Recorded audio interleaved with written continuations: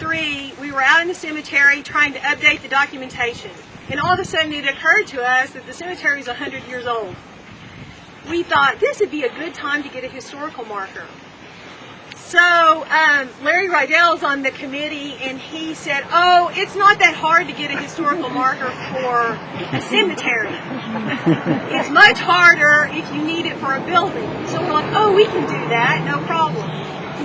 So then we ordered the packet from the Texas Historical Commission. Of course, it came with all kinds of instructions.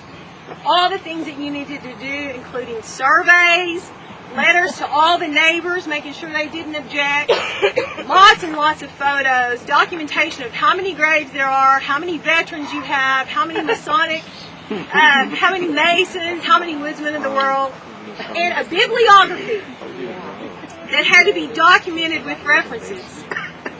So I'm like, I told Larry, so you didn't think it was that hard, huh? Well, we sent in our documentation, and of course they needed some more information, sent it back, and it kept going back and forth like that.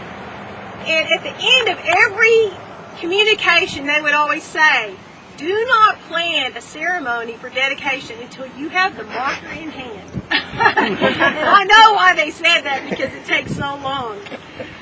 So we did that, and along that same period of time, there were several articles in the Austin American Statesman, because there was a RIP program going on that was being sponsored by TxDOT for the state of Texas to really search out the cemeteries that were lost, because there were so many roads being built and so many cemeteries were being uncovered accidentally, that they wanted to make sure that people were aware that this program was going on. If there was a cemetery in their area, then they could get proper documentation to define it as such.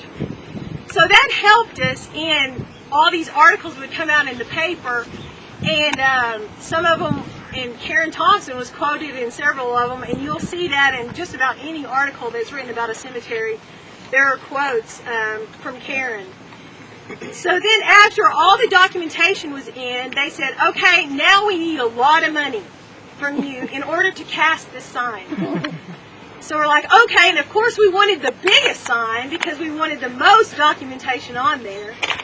So one of the members of our congregation, Augusta Stromberg, who, bless her heart, I wish she could be here today, but she's in the hospital at Round Rock. She would have loved to be here. She wanted to be here more than anything, but she just couldn't.